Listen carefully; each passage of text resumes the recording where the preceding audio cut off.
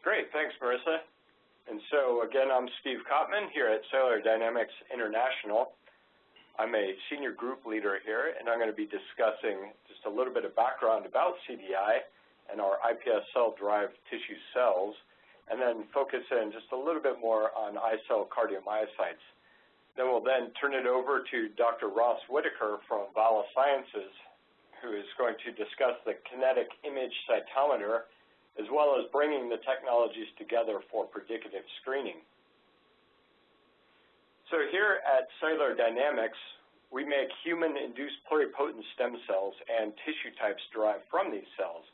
And these are to overcome some of the current limitations in preclinical models. So for example, with human primary cells, these cells have limited availability, their variable quality and phenotypic instability, as well as donor variability and limited characterization. In comparison to that, transformed cell lines may not recapitulate relevant cell and tissue biology, and also may lack key functional characteristics, and also cannot adequately represent human diversity. Animal models, on the other hand, might also not represent relevant human biology. These are obviously resource intensive and require significant quantities of compound to dose, as well as animal welfare issues. So using human-induced pluripotent stem cells and the derived cell types, we hope to overcome these limitations of existing models by availability, functionality, reproducibility, as well as translatability. So just a quick background on Cellular Dynamics International. We're the world's largest producer of human iPS cells and iPS cell-derived cell types. We're headquartered in Madison, Wisconsin, and we currently employ around 138 total staff with, in total, about 650 years of human stem cell experience. We have a greater than 800 patent portfolio that are owned or licensed to enable freedom to operate. And our core competencies are creation and culture of human iPS cells.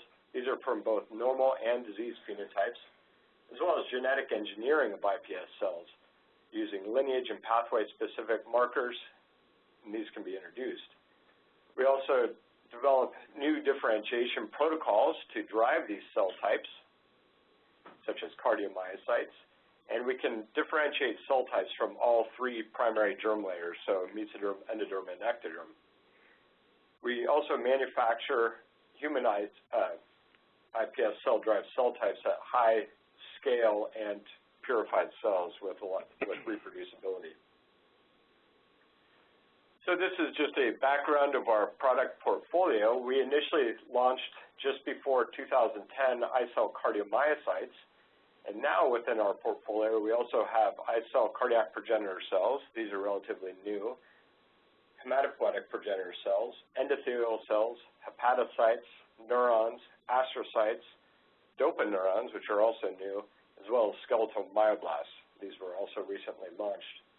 In addition, we have iCell products such as iPS cell reprogramming, iPS cell genetic engineering, differentiation, as well as what we call iCell disease and diversity panels, which are new. And so this would be creating specific iPS cell lines from patients of interest.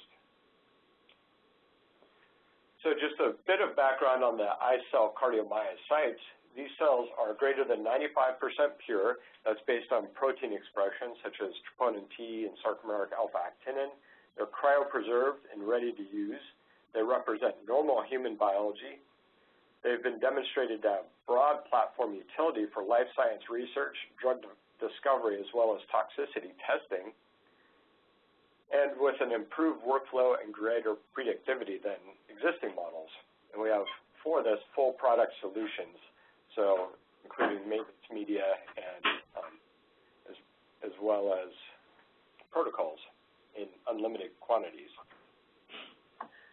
Excuse me. So just a bit of background on the characterization of these cells.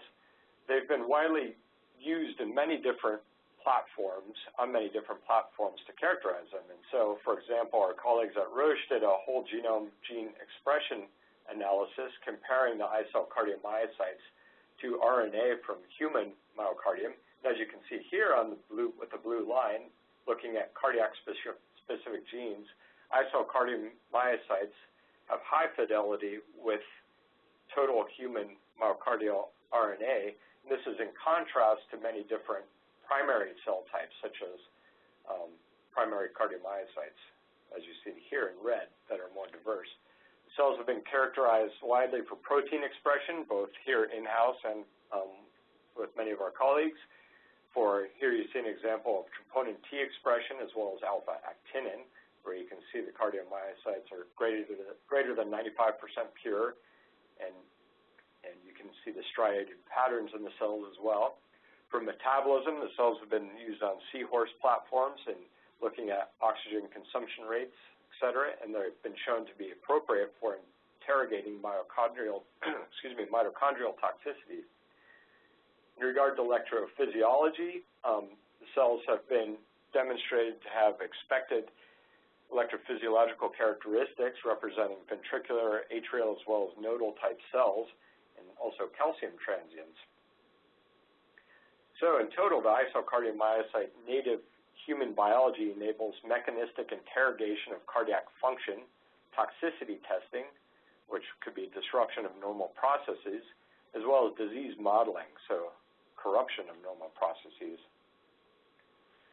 Some of the uses that the cells have been demonstrated to have, is just highlighting a few here, is mechanisms for toxicity. You can see here Gleevec and Sutent, as well as proarrhythmia screening on single-cell patch clamp, as well as MEA, mitochondrial toxicity on a seahorse platform, as well as high-content imaging analysis, and disease modeling, such as an in vitro assay of cardiac hypertrophy. And here we're looking at ET1 stimulation as well as isopreternal and phenylephrine stimulation of the cells. And they've also been used for pathway ID as well. So in total, the iCell cardiomyocytes are, again, human cardiomyocytes, iPS cell derived, with broad platform utility with predictive outcomes, and allow users to focus on science, not reagent preparation. And from here, I'd like to hand it over to our colleague Ross Whitaker at Vala Sciences.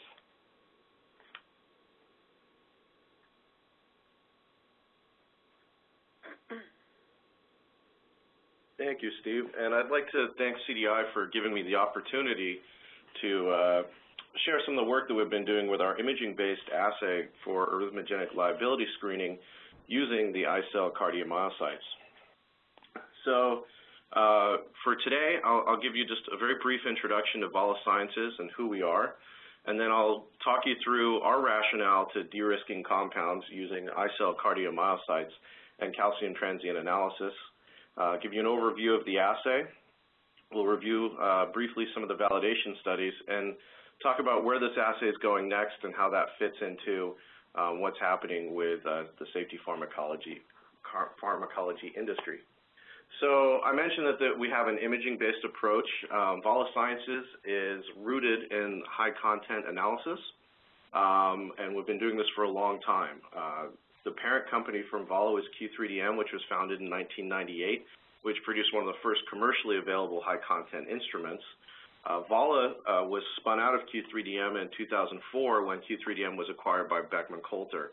And the goal of Vala Sciences was to continue to develop advanced image analysis software and high-content assays.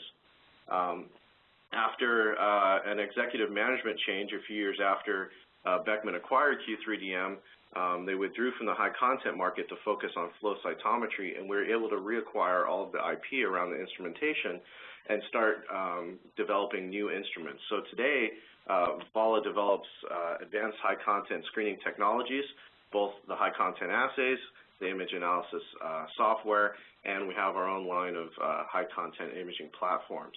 All of this is used to support our CRO business, which does custom assay development and screening services for discovery and safety. And we have a number of customers, including pharma, biotechs, and certain government agencies.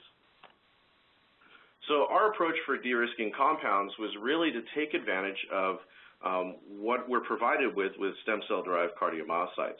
And we want to be able to do this in a high throughput fashion that allows us to de-risk compounds earlier in the discovery process, so you have efficient and safe compounds coming out of very early discovery, which can increase the efficiency of your discovery pipeline.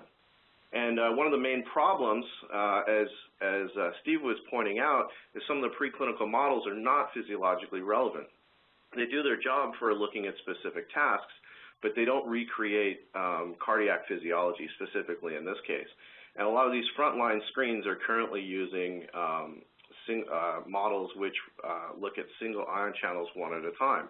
But the cardiac action potential is very complex. It's generated by multiple channels and the coordinated action of those channels. And if a compound affects any of those channels, then you see a change in the shape or duration of the action potential, which could potentially lead to the generation of arrhythmias.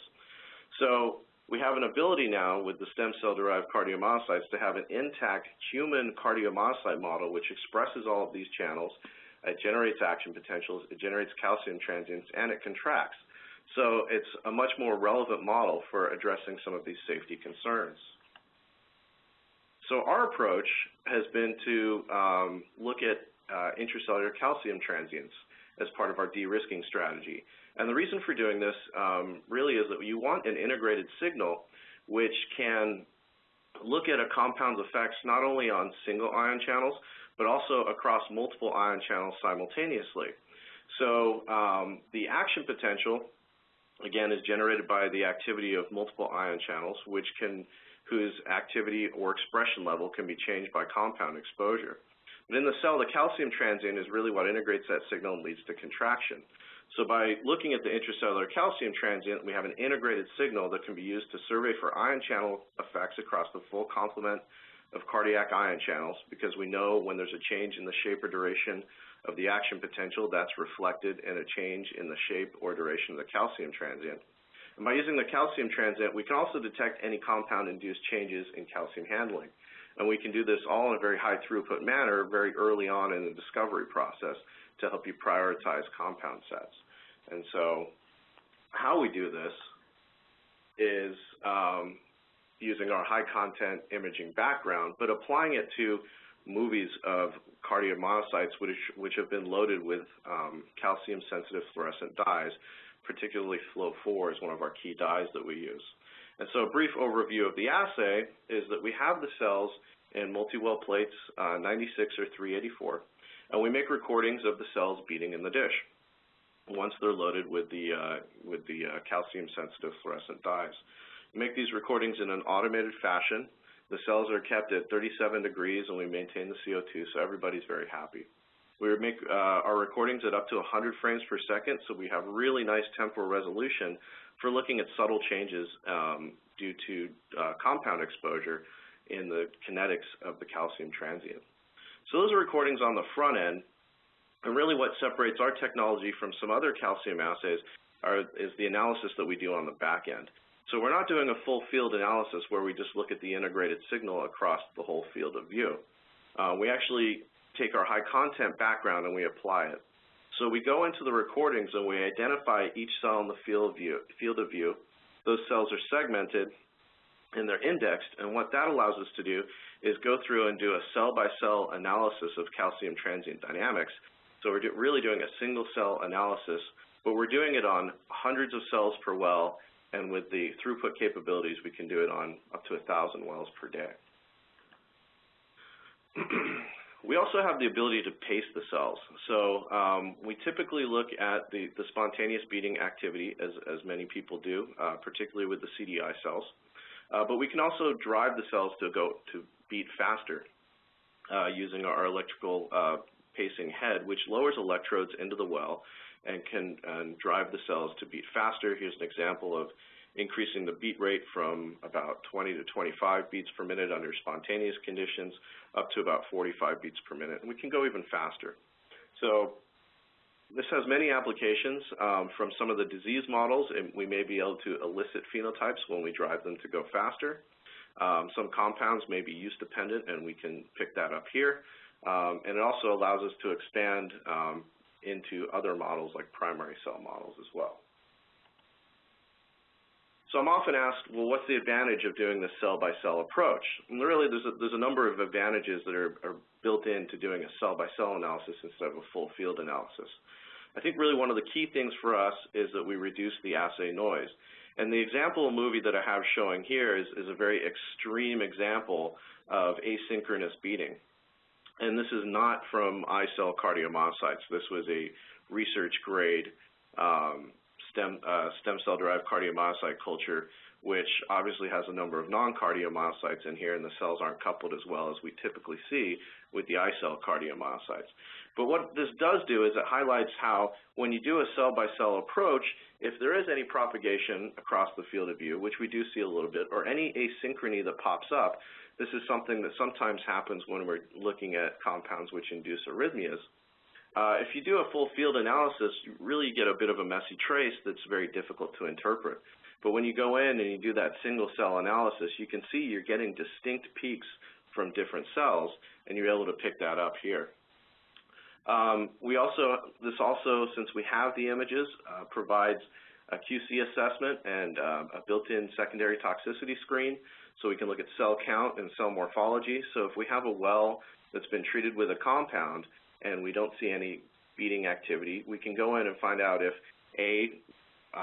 did we just not put cells in that well? Did the liquid handler miss that well? Did the compound cause the cells to just simply stop beating, or did the compound have a toxic effect? An example here is what I'm showing with nilotinib, where we did a 48-hour treatment, and we found that when we got to the upper dose range, 100 micromolar and 10 micromolar, that the cells stopped beating. And we were able to go back in and see that we were having a pretty strong toxic effect just by looking at the images that we collected as part of the routine screen.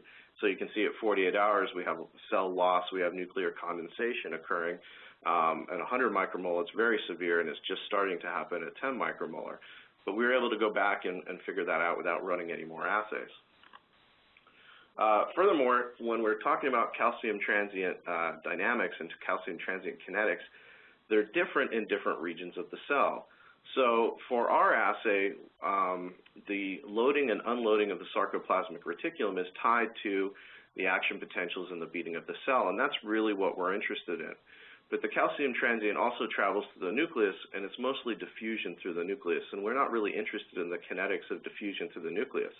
But this can, again, add more noise to the assay and decrease your assay sensitivity. So we don't only go through and segment the outer region of the cell, but we can actually subsegment the cell as well. And we can remove that nuclear signal and just look at what's happening with loading and unloading of the SR, which is what we're interested in. So all of the data I'll show you today will be using what we call our cytoplasmic segmentation, where we've removed this nuclear signal. And you can really see the effect if you watch this movie play through, which has been slowed down so that you can see that the kinetics within the nucleus are quite different from what you see in the rest of the cell. So once we've done our cell-by-cell segmentation, and we've got our calcium transients from each cell, we then go in and we isolate or make a number of measurements on each transient, which describes the shape and duration of the transient. We make direct measurements on the transient duration, which are these CTD measurements. We make measurements on what's happening with the slope as well, with the decay, the T75 25 times. And then we also look at the first derivative, so we can look at changes in the slope at different points along that curve and find the maximum downstroke velocity and the time at which that happens, which are all very sensitive measurements for picking up compound-induced effects. So by doing the cell-by-cell approach, by having the really nice temporal resolution and having a large number of cells to look at, what we find is that our variability for these assays, and I should say in combination with the iCell cardiomyocytes, our variability within these assays is relatively low. So here's a study from a subset or a number of plates from a larger study. So we had 30 plates of iCell cardiomyocytes. We had 12 control wells on each plate. And what we did was we went through and we looked at both the variability within the plates and the variability between plates for those control wells.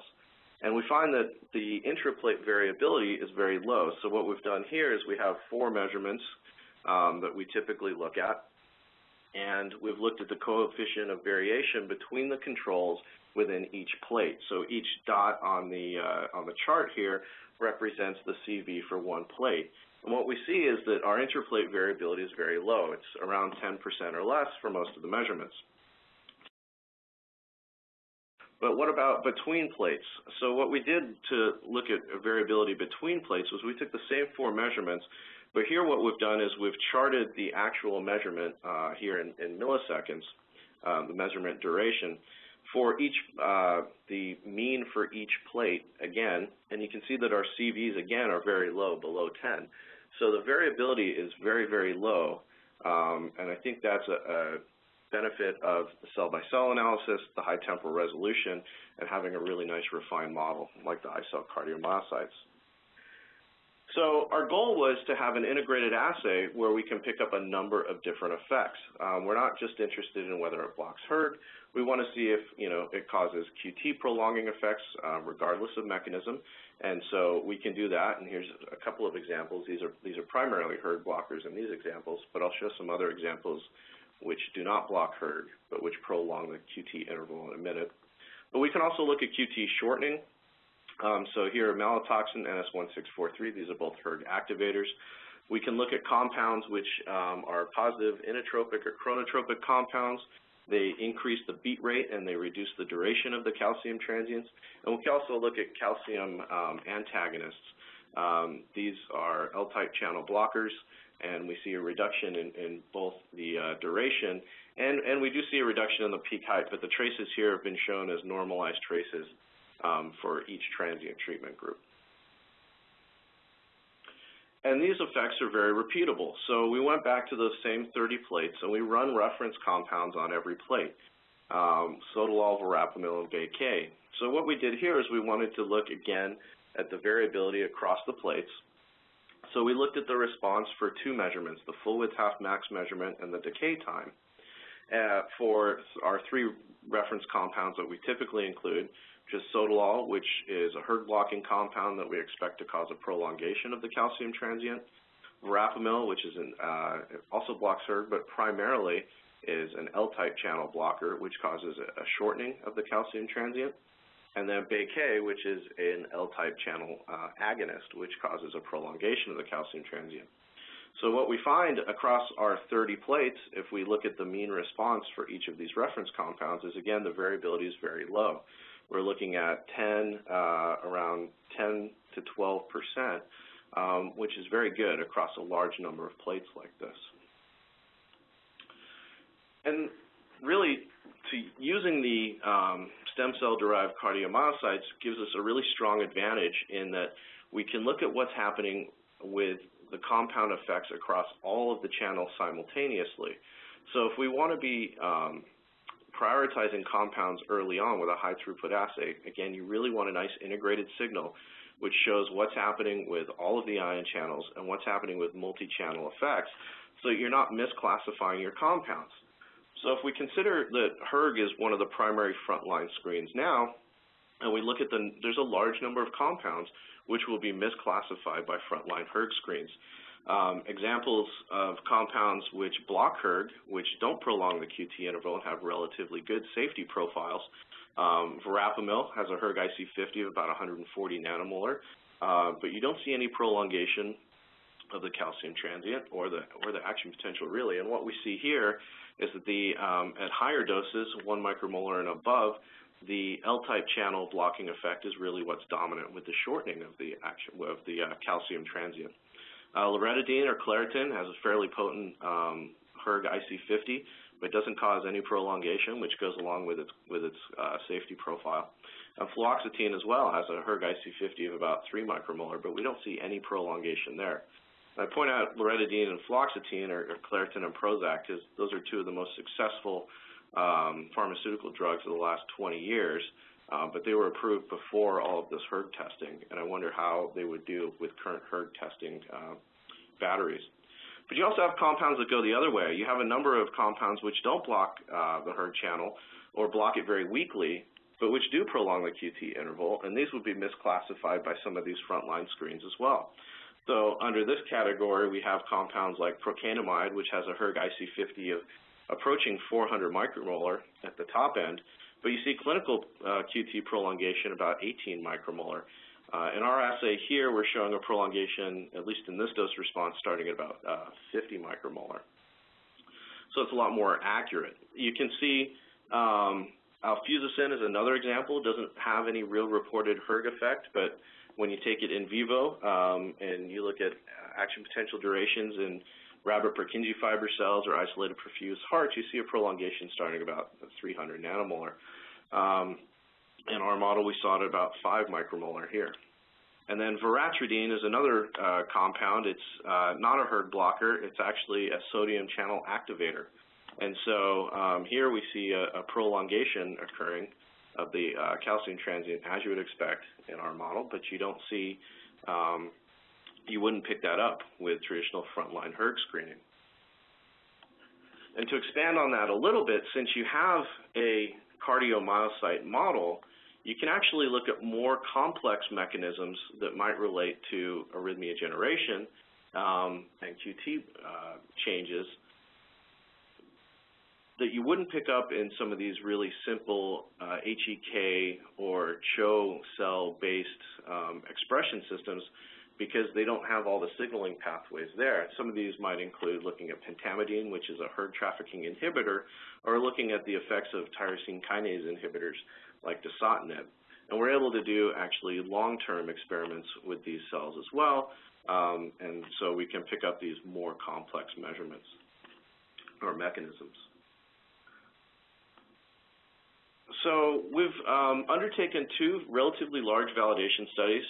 We've been collaborating with Janssen Pharmaceuticals for a number of years, and we looked at 60 compounds in 3 different cell lines, but I'm going to report the work that we did in the iCell cardiomyocytes here. And then we also just completed a 90-compound trial with Cambridge Health Tech Associates and the Drug Safety Executive Council, and I'll go over those results as well. I'm going to make this relatively brief. In the Janssen study, this was actually a blinded study, so we did not know the identity of the compounds before we ran. There are several compounds that were repeated so that we got a good idea of repeatability under blinded conditions. So if we do a quick rundown of the compounds, we had a nice representation of different mechanisms within the compound set. We had QT prolonging drugs, and there were 23 of those, and we identified all 23 correctly. There were QT shortening drugs. There were 6 of those. We identified 5 of those correctly. The one that we missed was nicorandil, which is a relatively weak potassium ATP channel opener. Calcium channel blockers, we did very good, 5 out of 5. Sodium channel blockers, we did miss a couple there. Some of that may be related to the more pure sodium channel blockers that really hit the sodium current. The quick sodium upstroke happens before the calcium transient is initiated, so we may not be able to pick up all of those. But class 1A and class 1C compounds, which have effects on multiple channels, including the sodium channels, we did a good job on those. And then the positive inotropic and chronotropic compounds, there were 6 of those, and we identified all 6 of those correctly, picking up increases in beat rate and shortening of the calcium transient. The assay did very well. Overall, predictivity of about 92%, and was able to pick up a large number of different mechanisms. The Drug Safety Executive Council study was a 90-compound trial that had 8 pharmaceutical companies participating. And really the goal for this study was to validate the assay for detecting compounds which alter the QT interval.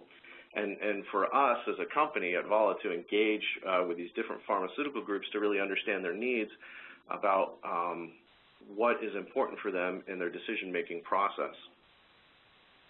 So very early on, one of the issues that was raised was that we have a large number of measurements, and we're able to describe very complex changes nicely. It becomes very difficult to make judgment calls about compounds when we're looking at a dozen measurements. So really what they wanted us to do was simplify. And so what we did was we focused on our CTD75 measurement, which looks at the duration of the calcium transient for 75% of the calcium transient, which turned out to be a really nice sensitive measurement for looking at compounds which prolong or shorten the QT interval and prolong and shorten the calcium transient. So I'm not going to go through all 90 compounds, obviously, but I will provide this summary slide. And I think really what this does is it highlights very nicely the difference in the signal that we see between the compounds which do not prolong the QT interval, and there are about 45 of those or 46 of those, and then compounds which do prolong the QT interval. And if we look at what we've charted here is the maximum CTD75 value recorded for each compound, and you can see that quite clearly there's a separation between the two compounds. But you do see that, and so we were able to set up a threshold, which is that red line there, which we can use to very quickly prioritize a compound set with those that don't prolong the QT interval and those which do prolong the QT interval. So we did correctly classify 80 of the 90 compounds in this set, so we had about an 89% accuracy, 90% accuracy, which is comparable to what we saw in the Janssen study. But there were some compounds which posed some issues. There were 9 of them, which we missed, which prolong the QT interval. But the issues that we ran into are kind of interesting, and it's something that we're following up on. And I'm always looking for people with experience with some of these compounds which might have some insight for me. 4 of them, or almost half of them, belong to the group of tricyclic antidepressants. So they all have a very similar chemistry, and it was very interesting that together these compounds, we didn't quite pick up very strong effects with them. I don't know if it's an issue with the chemistry or not, but we're trying to follow up on that. And then a few compounds, we ran into some toxicity issues before we picked up the changes in the calcium transient kinetics. And because we were doing this as an imaging-based assay, we were able to recognize these as toxic issues. And these compounds would have been flagged not for prolonging the calcium transient, but because of the cellular toxicity issues. So nilotinib, I already showed this example. Lapatinib is another related TKI. And then arsenic, in a long-term treatment, we just saw the cells die. We had a couple of other issues. Terfenadine is one that's actually a fairly difficult compound. But after speaking with Kyle Kalaja at CDI, it seems there's a time-based component to this as well. So it will actually cause the cells to stop beating, and if you maintain the exposure for 12 or 24 hours, then you start seeing the cells will begin beating again with a prolongation of the action potential, and they'll start throwing EADs. We did an acute exposure here. We saw a little bit of a prolongation, didn't quite meet our threshold, and then the cells would stop beating. So this compound would be flagged because the cells stopped beating, and then we could do follow-up assays, maybe like the long-term exposures, which Kyle was able to do. So if we think about the performance of our assay, we really want to be able to use stem cells as a new model to replace some of the preclinical models. And what would be nice, actually, is if they're predictive enough that we can start thinking about reducing the number of animals that we have to use by prioritizing our compound sets using the stem cells up front. And so what we did in this slide here is we're comparing the results from our assay and using our threshold and the concentration at which each of these compounds exceeded the threshold, and comparing it to clinical studies where there was an increase in the APD90. And so each of these bars for each of these compounds here represents the published ranges where there is known changes in action potential duration in either ex vivo models like Langendorf perfused hearts or rabbit Purkinje fibers, or in isolated primary cell models. And so if we go ahead and plot where our assay fell, you can see we've got quite a bit of overlap with all of these animal models. And what we found is with our approach that almost the majority of them were within 5-fold of these preclinical animal studies. almost all of them were within 10-fold, and there was nothing more than 100-fold away. So matches very closely to the animal models here. And then the other comparison, of course, that we want to do is how does this compare to clinical results? And it's a little bit harder to get actual micromolar concentration exposures for a lot of these compounds, but we're working on that. But the small set that we do have, we can go ahead and do the same sort of comparison, and what we find is that using our approach with the iCell cardiomyocytes, more than half of them are within 5-fold, almost all of them are within 10-fold, and nothing is more than 100-fold away. So for a high throughput frontline screening assay, these results are very good, and you can move your compounds forward with some confidence that when you get to animal studies or into your clinical trials, that the results are going to carry through. And then finally, I'd like to touch on kind of what's been the new emphasis for safety pharmacology beyond QT interval prolongation, but that's actually being able to pick up proarrhythmia signals. So QT prolongation doesn't always cause arrhythmias.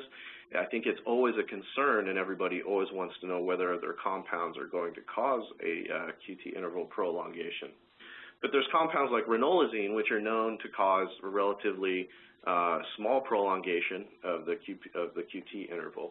And what we see here with a relatively high dose of ranolazine is that we get a pretty mild prolongation of the calcium transient across the bottom row there, and that's nice and repeatable. This is the results from 3 replicate wells. But there are compounds that are well known to cause arrhythmia, and we want to be able to pick up those proarrhythmia signals. Can we see arrhythmic beats? Can we see EADs? And that's something that we've been really working on here at Vala is what are the conditions that we need to set up for these cells in order to pick this up routinely. So here's an example with dofetilide at 50 nanomolar, and we can show you 3 replicate wells where we're picking up EAD signals in each and every well. And so we'll be moving this forward, and this is matching what's happening with safety pharmacology folks right now. So with that, I think I'll open it up for questions. And again, I'd like to thank CDI for the opportunity to be a part of this webinar series. And I'd like to thank everybody who attended for giving me the opportunity to share the work that we're doing. Thank you.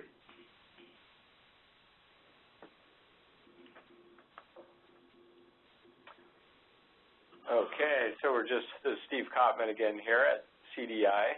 And we're just looking over some of the questions.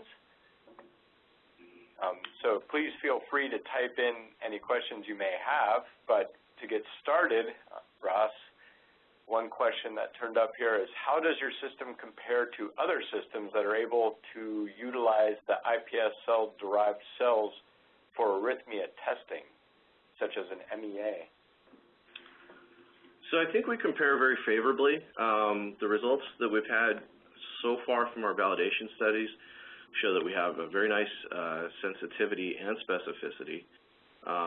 We have, I think, a throughput advantage on some of the other systems.